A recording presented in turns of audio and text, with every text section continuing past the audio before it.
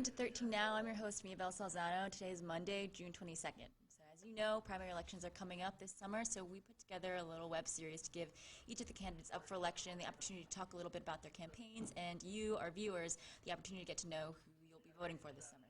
So today we are just 2 months out from Election Day, and we're talking with State Attorney candidate and local attorney, Wes Hatcher. Wes, thanks for being here. Hey, thank you so much for having me. It's a pleasure to be here, and looking forward to talking with you and answering any questions you might have. Great, yeah, so can you just start out by introducing yourself, a little bit about your background and your career? Sure, absolutely. My name is Wes Hatcher, and I'm running to be your state attorney. I moved here. I live here in Panama City Beach with my wife, Elena, and our 4 children. They are 3, 8, 10, and 14 years old. My wife teaches at Bay District schools, and my children attend Bay District schools.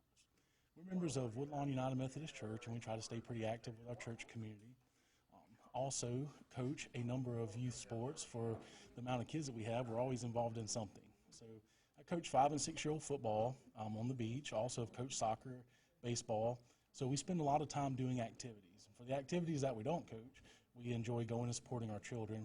For instance, my 14-year-old does competition cheerleading, so we like to go and watch her and support Big Sister. So I moved here in Bay County the day I graduated law school. This is our home, this is our community, and we love it dearly. When I started practicing law here in Bay County, I moved here because I had a job with the Public Defender's Office under Mr. Herman Larimore. So my wife and I moved here, and shortly after we moved here, we started our family.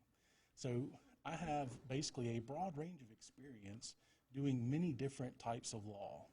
I have worked in the criminal field as a criminal defense attorney for both the Public Defender's Office as an assistant public defender and in private criminal practice with private law firms.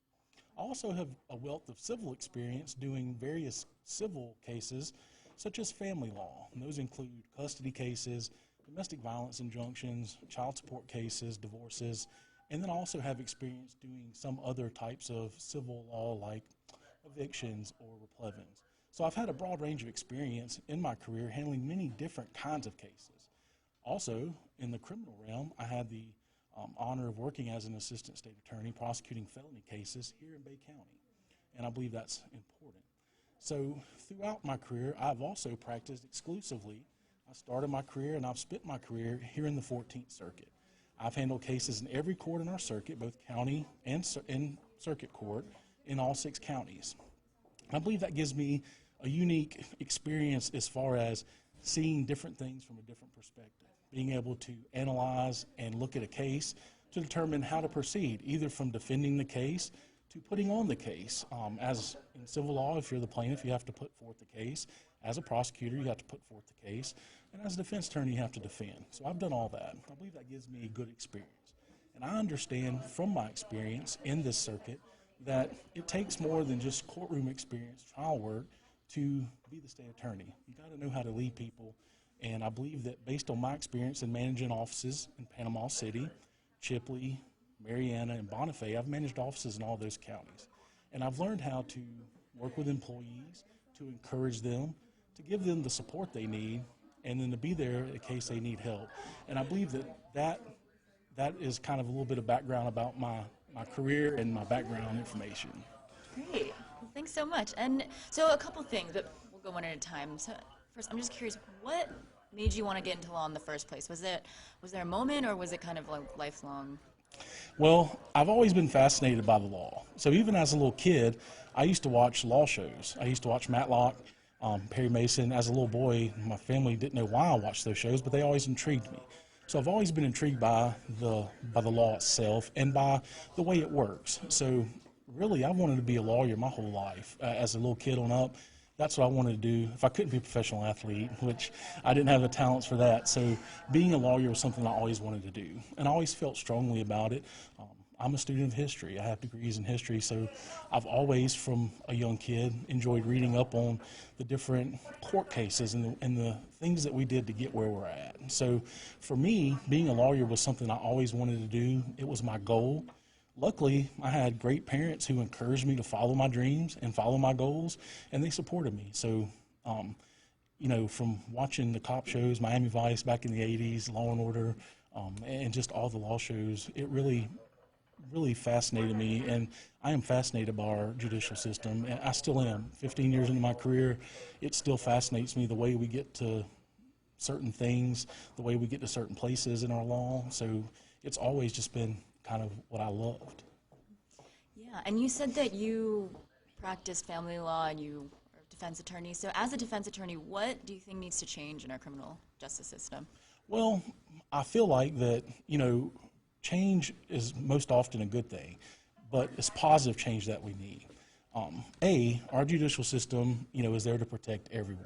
And so not only victims, witnesses, but defendants as well. So in our criminal justice system, one of the things that we always look at is someone being justly accused, justly prosecuted. And I believe that we do a good job of that for the most part, but there's always room for effective change. I think that and not just from a criminal defense standpoint, but there are some things from the criminal defense standpoint which I believe we should look into. For instance, suspending driver's license for misdemeanor marijuana possession. Seems like a steep penalty for a crime that there's even arguments to whether or not we can proceed on that anymore. So I think that would be one thing. The other thing is making sure that our system runs effectively and efficiently to try and move cases along in a more effective manner. That would help everybody. It helps our court system. It helps the people who are charged. It helps witnesses, law enforcement, and victims. So I guess kind of going off of that, can you talk a little bit more about your views on whether marijuana can be prosecuted under Florida law? Absolutely. Marijuana can be prosecuted under our law. Florida statute 893 still prohibits the possession of marijuana. So you can be charged a couple of different ways. You can be charged and convicted for possession less than 20 grams, which is a misdemeanor, or possession more than 20 grams, which is a felony.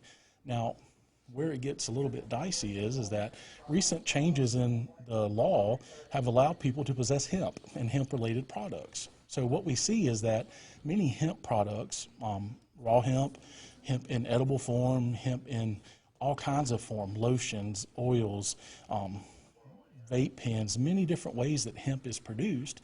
The problem we find with that is that the traditional methods used by law enforcement to identify marijuana that contains THC, whereas hemp contains a very small amount to zero THC, and that's where the difference in the legality comes in. So the problem we have is that traditional methods used by law enforcement, things such as the way it looks, the way it smells, those things are very hard now because the hemp products have the same characteristics. So what we're really looking at is how do we prove, unless someone just admits, yes, this is marijuana, or no, this is just hemp, how do we prove it? So traditionally what would happen is an officer would identify it based on those characteristics in their training. They can't do that anymore because of the hemp laws. So now we look, does the FDLE have a test that we can test it to determine whether or not it has the amount of THC that makes it illegal? Well, those tests are expensive, and they're still trying to develop them to be efficient. So, in short, yes, marijuana can be prosecuted, and the reasons that they're having such a difficulty with it are because of the reasons I just stated. So I think the bigger question is it worth the resources that we put into it to prosecute misdemeanor amounts of marijuana? And I would look to other lawyers who have made statements regarding this, like Mr. Keefe, who's the assistant U.S. attorney for this district. He has indicated in press conferences that even though under federal law, marijuana in all forms is still illegal, he's not going to waste the resources. He's going to use his prosecutorial discretion to not impose penalties on people in Florida who are using medicinal marijuana for those purposes. And he has said in statements that 70% of the people who voted in Florida voted for medicinal marijuana. So what we look at is, is it worth the resources to put into it to prosecute it? Mr. Campbell in the Second Circuit over in Tallahassee has indicated he's not going to prosecute misdemeanor marijuana. So what I think we look at is, what can we better use those resources for? And my argument is we could better use those resources for crimes against people, for people who are victims of assaults, batteries, sex crimes, people who have been burglarized or had their stuff stolen. Those crimes are crimes where people are hurting and something's been taken from them. So I believe we could better use those resources to focus on the crimes that cause some safety issues in our community, because one of my goals is to make our community as safe as possible, and I believe we could use those resources to do that. And so I guess kind of talking about reform, the topic of reform, with everything going around in the country, or going on in the country, with the riots and the protests and things, what is your take on police reform? Well, I don't know if I would classify it as police reform, but I do believe in one thing. No matter what we're doing in our lives, whether we're working, whether we're making laws, is that you have to get better. And I always tell my kids when I'm coaching them, if you're not getting better, you're falling behind. So I think that law enforcement has a tremendous task on their hands of protecting and serving the people of our communities. That being said, we have officers who do a splendid job.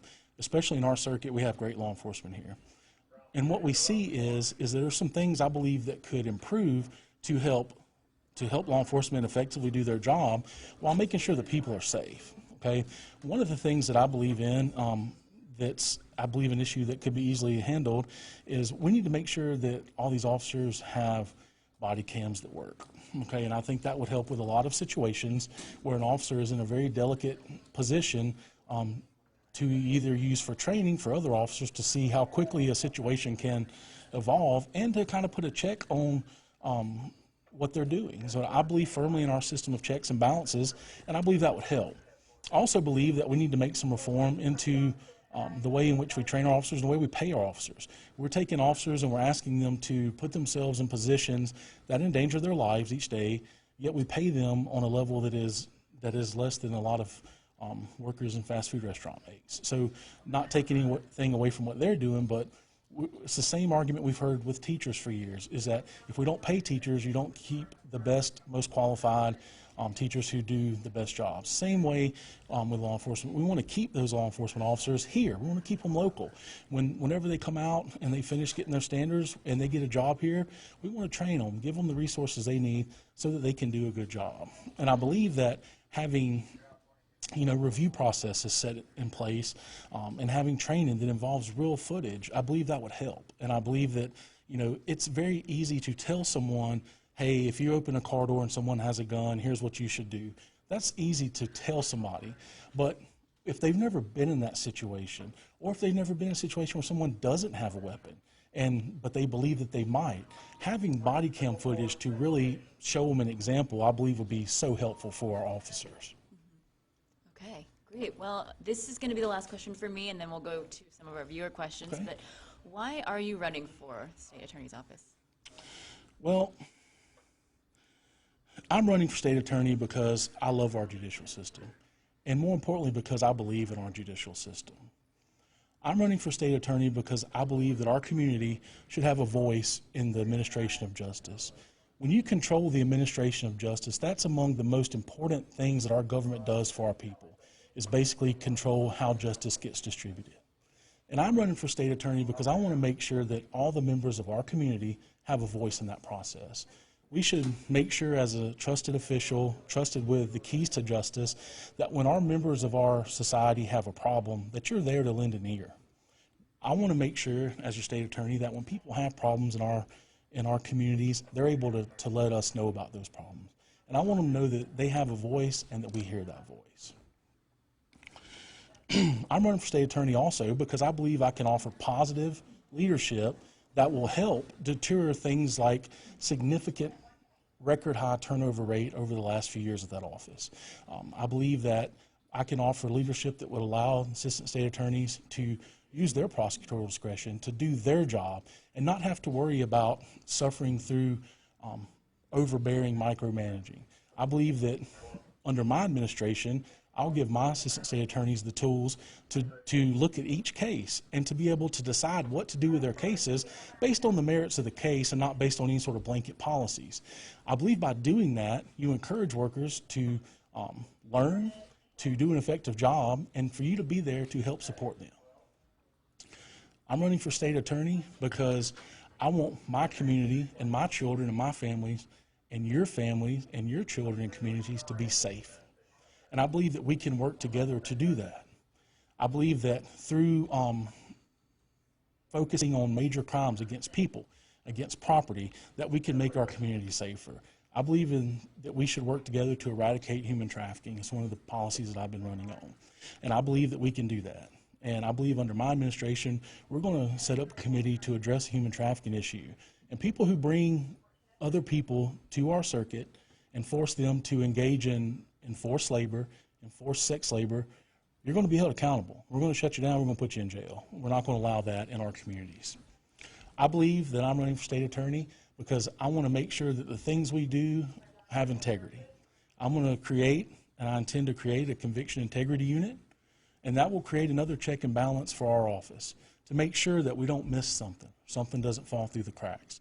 I firmly believe that the state attorneys who are here, the assistant state attorneys, do their job and they try hard with the tools they're given. But sometimes we miss things.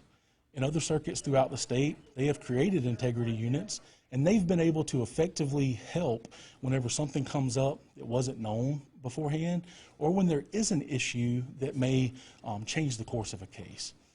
Checks and balances is one of the oldest things that we have in our country. Our country is founded upon the different branches of government being checked and having balance. And if we're really going to run a transparent office, which is our goal as a public trust office, is to have a transparent office, then we should be okay with having a system that makes sure we don't mess up. So I believe that all those things are important. I'm running for state attorney because I want victims and witnesses to know that they have a voice and their feelings matter. I anticipate using web-based programs, if not apps, to help keep witnesses, victims, and law enforcement informed what's going on with their cases. I also think that one of the things that we're going to work hard on is trying to settle the backlog of cases right now. In Bay County right now, in the 4 felony criminal divisions, we have over 3,300 active criminal cases just in felony court in Bay County. Well, an assistant state attorney who's handling that kind of a caseload, sometimes their time is limited. Sometimes they don't get back with victims as quick as they should. And by using technology to better everything, we can use apps and web-based technology so that they can have real-time updates on when's court coming up, making sure we're complying with Marcy's law. And I'm running for state attorney to accomplish all those things. I believe that I'm energetic, I'm enthused, I'm ready to go to work. I'm 15 years deep into my career, and I feel like I'm just getting started. I'm not retired. I'm not even close to it. What I'm looking forward to is bringing an energy, some fresh air into the state attorney's office, because more importantly, I'm running for state attorney because I can believe we can do better. And that's my goal as your state attorney, is to work hard for you, bring in a level of energy and enthusiasm, because that job is important. And we need someone in there who understands the importance of it and is ready to go to work for the people of this circuit. And that's why I'm running for state attorney. Okay, great. Thank you. Thank you. And so we put out a social media call for questions a couple days ago, and one viewer wants to know kind of what has been the most important case that you've been a part of? Well, honestly, every case that I've been a part of has been the most important case. However, throughout the years of doing different things, some of the cases which I have found to be the most appealing or the most fulfilling as a lawyer, I would give you a couple of examples. One, the adoption work that I've been able to do throughout my career has been extremely fulfilling. Whenever you can be part of just a good process overall, like adoption, that feels so good. So many things we do as lawyers are frowned upon, or people don't understand why we do things that way. But when we bring a child and we make them part of a new family, and we take a family and we bring a new child to them, that is the best feeling in the world. Those hearings are fantastic. I mean, pure joy. I know not too long ago I did one in Holmes County for a family who had taken in a little boy. His mother was incarcerated for a very, very long time, and they've had that child since he was a baby, and at 3 years old, we're able to finally get the adoption completed. And that just made my heart feel good. And, as a parent, as a dad, I couldn't imagine a better feeling than that. So those have been among some of the cases that I look upon as being very important. I've also had some criminal cases along the way where I represented someone in particular here in Bay County that I believed was innocent of their charges. And we went through jury trial, and he was acquitted, rightfully so. And the way he broke down afterwards, that was a very fulfilling feeling. So I would say that based on all the things I've done, probably the adoptions are the most heartfelt, fulfilling things that I've done. Well, we have a couple of viewer questions that came in throughout the stream, so Okay. if that's okay. Sure. Tony Bostic wants to know, how do you plan to handle overcharging individuals and bad police officers? Sure. And Mr. Bostic, I appreciate that question. And I know you guys have been working hard trying to get your message out there here recently in light of the different things that have been going on. And here's the thing. Prosecutors are tasked with taking cases from law enforcement.